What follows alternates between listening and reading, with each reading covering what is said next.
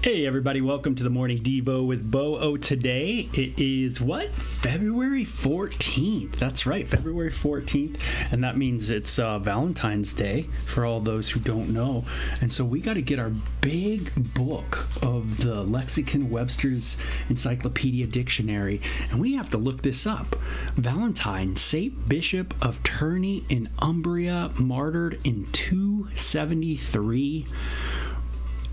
It says, and the feast was held for him February 14th. Now, that's kind of the little bit of history, and there's a lot to go into with Valentine's Day in history, but I love this write-up on Valentine in the wonderful, thick,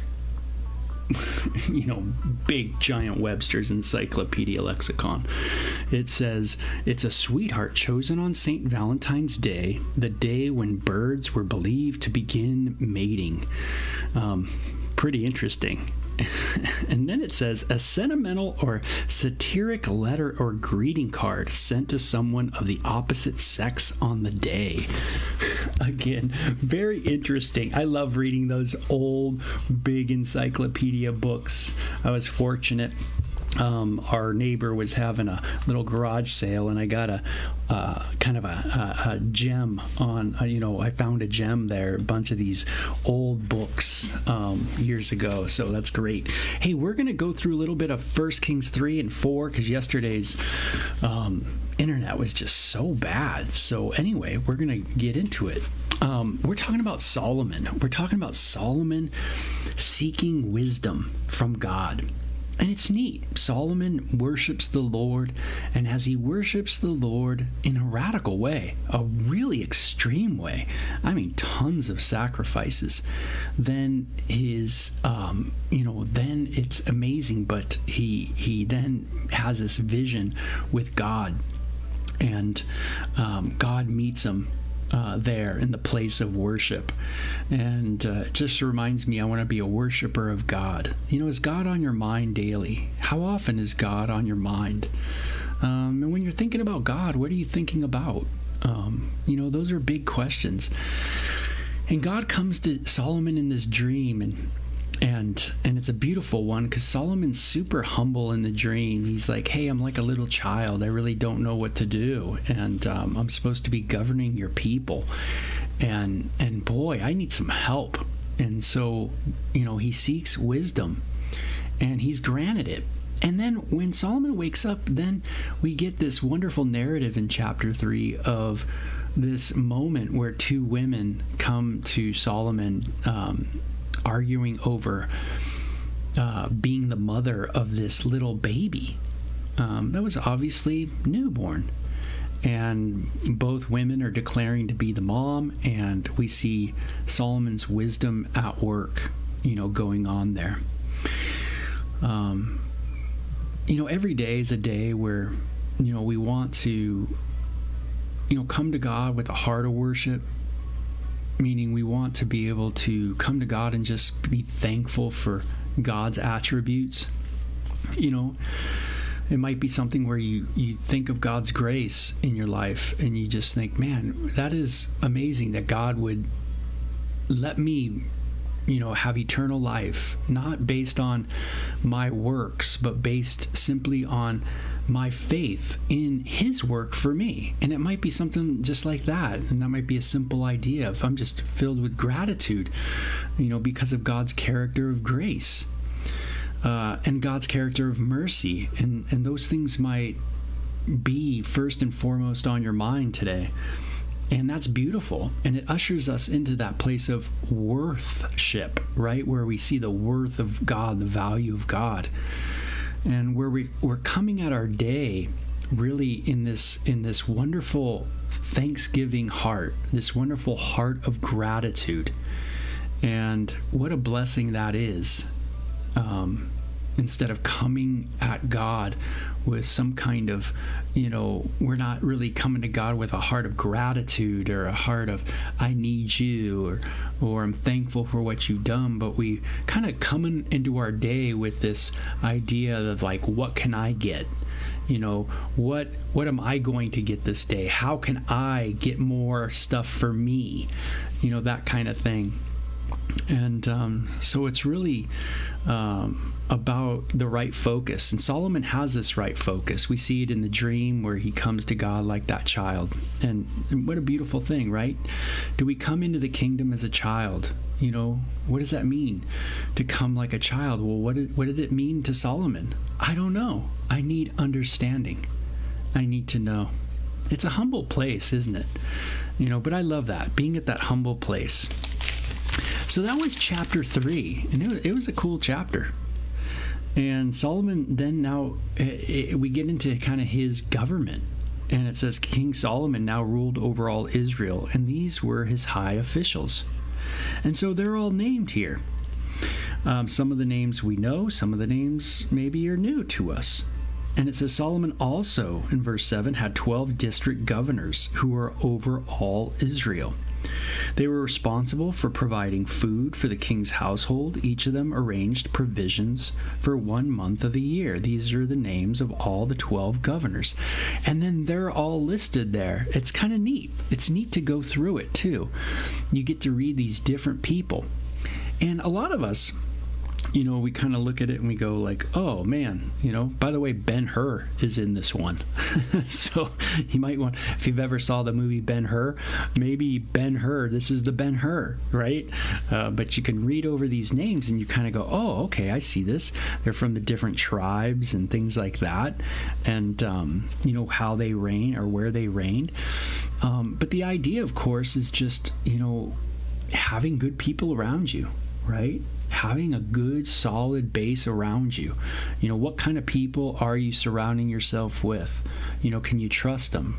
Are they your friends? Are they going to be able to pull you aside when, are they going to be honest?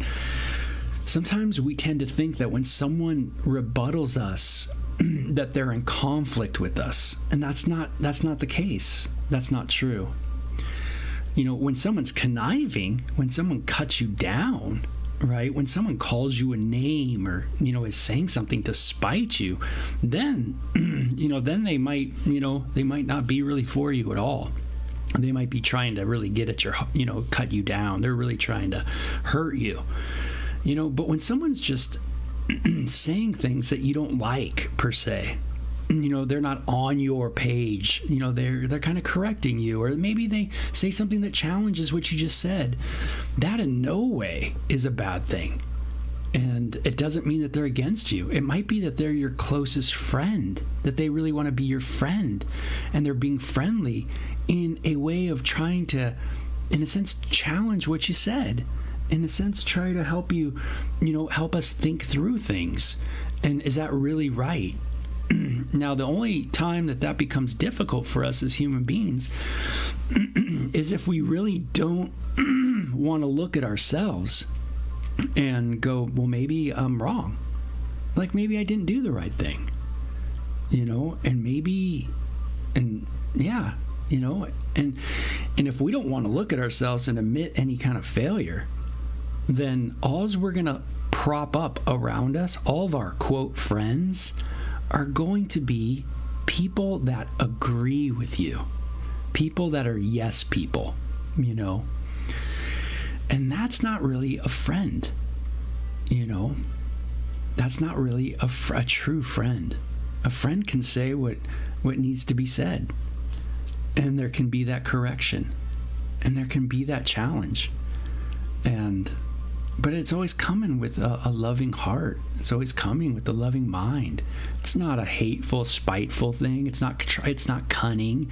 It's not, envious and, vindictive or anything like that. I'm not talking about that. I'm talking about true people that are around you that can help out the situation. And Solomon needed that. Solomon needed good people. Remember, he was reigning over all of Israel. A little different than David, right? Where David was just reigning over a part of Israel. Didn't really have everything going, it seems like. The tribes weren't very united. But under Solomon, it seems like it's becoming more united, where there's more of a country government going on. So he needs a bunch of people. It says in verse 20, the people of Judah and Israel were as numerous as the sand on the seashore. Hey, the reason why it says that, by the way, is because that's a promise that was given to the father of Israel, right? Abraham. So it's showing in that statement the faithfulness of God. Has God been faithful to you? Do you see God's faithfulness in your life? Are there things that remind you of the faithfulness of God? Looking probably at Solomon's reign and his governorship of the entire land of Israel must have moved a lot of people to reflect on just how far they had come.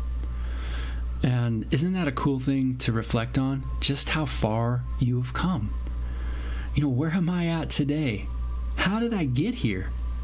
What were my beginnings like? How all the decisions that were made, all the different challenges that the family has gone through. I think of a book that I have on the Mayflower, right here, and I got descendants in this book on my mom's side. Amazing. Yep. I think of my French Canadian side, and I think of their plight to leave Canada and come into the United States, and their travel, not by plane, not in some nice cars and everything like that, but a lot of times by foot, and ending up not too far actually, but in the state of Maine. And I think of the challenges that they had, and everything that came, and then how I came about, my brother and my parents moving to Hollywood and moving off the Sunset Boulevard, and managing apartments, and back in a real interesting cultural shift in especially Southern California. And but do you think about some of the past? Do you think about where you are at now, or do you see things that really show God's faithfulness? And that's what that message, that's what that little phrase is hey, the Israel was as the sand of the seashore, man. God has been faithful. They were very contented with plenty to eat and drink. God's faithfulness again. Solomon ruled over all the kingdoms from the Euphrates River into the north of the land of the Philistines and on the border of Egypt in the south. Wow. A lot of land, right? Remember, Solomon also married Pharaoh's daughter. We got that in the last chapter. So there is some allegiances being formed. The conquered peoples of those lands sent tribute money to Solomon and continued to serve him throughout his lifetime. So Solomon got money from these different people that lived in these different lands, but paid like a tribute to Solomon, maybe for protection, for roadway stuff, to be able to trade, whatever it was, a tax. But Solomon's wealth is increasing here. There was a lot of wisdom with Solomon financially. Boy, can I use some financial wisdom, right? The daily food requirements for Solomon's palace were 150 bushels of choice flour and 300 bushels of meal. Also 10 oxen from the fatted pens, 20 pasture-fed cattle, 100 sheep or goats, as well as deer, gazelles, roe deer, and choice poultry. You know, we're into diets nowadays. Everybody's into eating the right thing, aren't we? We're totally into it. And guess what? Here we get an insight into some of the diet of Israel. I find that cool. Super practical, right? I mean, hey, I like to work out. I like to be healthy. You know, I get up and have my shakes and do my thing and, you know, that kind of stuff. Think about what's getting put in the body. But here we see a good breakdown. Might be neat sometimes to do a study just on the meals of Israel, the food that they ate. Why maybe they ate that food? How did it help to their increase, so to speak, meaning their population? You know, maybe it's not good for us to eat bad food. Maybe it causes us to really not live productive lives. You know, there is something to what you put in the body. And, you know, this morning I want to think about that as well, the practical things, you know, in life. You know, can I bring my food before God? You know, and just say, hey, God, help me, you know, to eat the right things. Solomon's dominion extended over all the kingdoms west of the Euphrates River, from Tipsah to Gaza, and there was peace on all his borders. During the lifetime of Solomon, all the Judah and Israel lived in peace and safety. And from Dan to Beersheba in the south, each family had its own home and garden. Man, this is a time of prosperity. Everybody's working, everybody's busy. It seems like there's not much, you know, going on as far as bad things. You know, jobs have increased, financial prosperity is there. It's a good time. But as always, people get a little squirrely in good times. And, you know, we're going to see that as well. You know, there was a time just a few years ago where things seemed like prosperity. A lot of people were making money. It seemed like things were really rolling. And then all of a sudden, things change, right? Governments change. All of a sudden, policies change. And then things get bogged down. And then inflation takes place. And all kinds of issues go on, right? And, you know, yeah, that's how it works. It kind of, there's times of increase and there's times of not so much increase. So it says Solomon had, and it talks about his stalls and it talks about his horses. Any horse fans out there? This guy had a lot of horses. It says the district governors faithfully provided food for King Solomon and his court. Each made sure nothing was lacking during the month assigned to him. They also brought the necessary barley and straw for the royal horses in the stables. God gave Solomon. What a cool line there, huh? God gave Solomon. It's not like they're just sitting there and God does it, right? God gave. How does that work? Through people. Interesting, right? It's not like, you know, it's not like, again, everybody's just sitting down in the flower field and you know, God is giving, you know? But the idea is that God gives through all this increase of nature and the opportunity to produce and the opportunity to have to be able to produce, to work hard, all those things. God's working through that. In a sense, all of it is a grace of God. So instead of the land being kind of cursed, like with that curse from Genesis, you know, the land being hard to reap and sow kind of idea. You know, that was the idea of the curse, right? The land would be rough. You get the idea that in the promised land, things are going well with Solomon. Things are just seems to be flowing. There's an increase of everything. Water, abundance, you know, those kind of things. God gives, God gave. And, you know, when Jesus was on the scene, he really gave, right? There's times where he really multiplied the fish and the loaves of bread, and there was a giving of God. But what does God give you? You know, do you see it that way? You know, and if you don't see it that way, how do you see what you have? Do you see it just as, hey, this is what I deserve, this is what I've earned, this is what I've done? Like, did you what did you do? What really did you do? Do you see just a lot of selfishness in you, or do you see gratitude and thanksgiving going on? God gave. That is a big statement, and it has a lot of ramifications for how we live as human beings. If we think God gave, or we don't, or we think that humans gave, back in the day, people lived on the land, and they were appreciative when the land gave, right? When the land produced, when the rains came. And I don't think it's a good idea to look at that and go, man, those people were ignorant. Those people were lame. No way. It brought about a gratitude, a heart of gratitude. A heart of, man, we are limited. We need to rely on God. And that was a good thing. That wasn't a bad thing. Maybe we've lost that through our humanitarianism. And so it talks about that God gave to Solomon. And they were as vast as, again, the sands on the seashore. In fact, his wisdom exceeded all that of all wise men in the East and the wise men of Egypt. He was wiser than anyone, including Ethan, and it names names, man. Gives names of all wise people back then. How cool is that?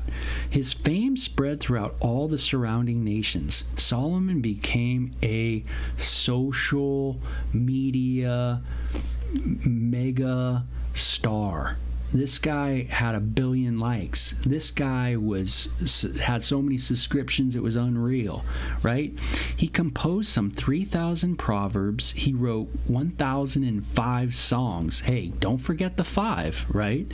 And he could speak with authority about all kinds of plants, from the great cedar of Lebanon to the tiny hyssop that grows from cracks in a wall.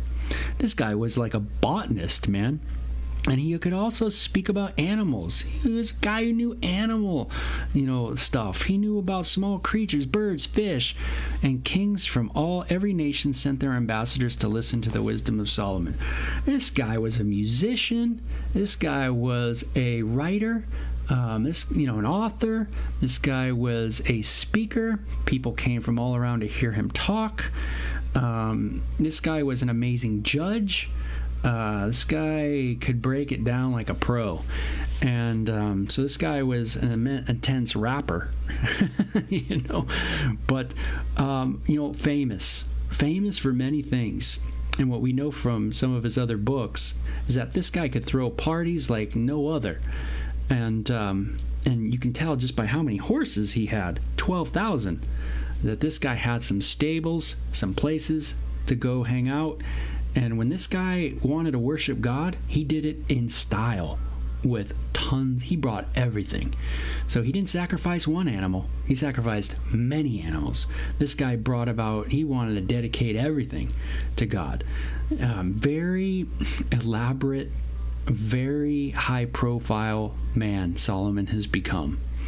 Interesting, very interesting, the different characters we meet in the Bible, and how similar they are to our world as well. Nothing new under the sun, as Solomon wrote. So, very fun devotion, very fun time in 3 and 4. And then tomorrow we'll get a little more into this interesting section of Solomon and him building the temple. That'll be cool. Something his pop wanted to do. Hey, Paula, happy Valentine's Day. Enjoy the day. You guys, grab the person you love. Hug them, let them know that they're the best. And I hope today to bless my wonderful wife, Sylvia. And, I've known Sylvia since she was a little girl. She knew me since I was a little boy. And, I wanted to hug her back then. She was so cool and quiet as ever. And a lot of people are always like, your wife's so mellow. My wife's always been that way. that's her style, and that's the beauty of her style, man. And I certainly love it.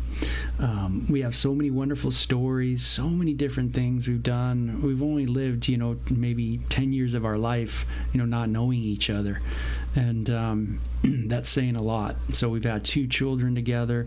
It's just been amazing.